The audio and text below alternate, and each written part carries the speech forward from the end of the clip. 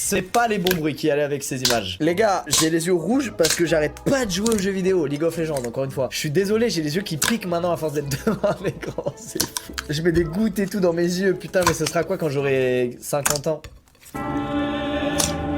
3 histoires d'horreur, vous connaissez le principe, les histoires, je vous préviens, sont de plus en plus hardcore. Ça finit toujours bien, j'ai pas envie de raconter des histoires de gens à qui il est arrivé un truc vraiment où il y a eu violence physique, où il y a eu des trucs comme ça. Mais là, c'est des gens qui ont vraiment frôlé un truc pas marrant du tout, c'est le moins qu'on puisse dire. La première histoire, c'est celle de Louise. Elle a 23 ans et elle travaille dans un bar. Elle y bosse depuis déjà plusieurs mois, tout se passe très bien, mais un matin, un homme imposant et négligé rentre dans le bar. Louise, elle fait son taf, elle s'approche, elle lui dit bonjour et elle constate immédiatement une très forte odeur de poubelle. Mais elle le traite comme n'importe quel autre client. Déjà, il demande à Louise de jeter un œil à des emails qu'il a imprimés et qui sont des échanges entre lui et son ex-copine. Il les lui montre et il lui demande si elle peut lui expliquer ce que ça veut dire, étant donné que c'est une fille. Louise, elle comprend tout de suite que ça, c'est pas une demande d'un client normal et donc quand même, elle veut pas faire de vagues. Elle lui dit, ok, bah je vais les prendre et je les lirai en dehors de mes heures de travail parce que là, je dois servir des clients. Mais il s'arrête pas là, il a une autre demande, cette fois beaucoup plus perso. Il lui demande quels sont ses jours de travail et ses horaires. Rassurez-vous, elle en a sous le coude, ça fait plusieurs mois qu'elle bosse là, des demandes comme ça, elle en a déjà eu pas mal, donc elle a un texte tout préparé qu'elle sort à chaque fois, où en gros elle fait genre de dévoiler des trucs perso qui sont faux et qui visent juste à intimider la personne en face d'elle. Par exemple, mon copain est très grand, il fait du sport de combat depuis 10 ans, mes voisins sont très curieux, ils me demandent tout le temps des news, tout ce qui peut décourager un potentiel agresseur de passer à l'action. En revanche, dans tous ces trucs faux qu'elle lui dit, il y a un truc qui est vrai, c'est que sa sœur travaille à Subway. Et ça suffit pas, elle s'enflamme et elle se rend compte qu'en fait elle a dit aussi le vrai nom et prénom de sa sœur.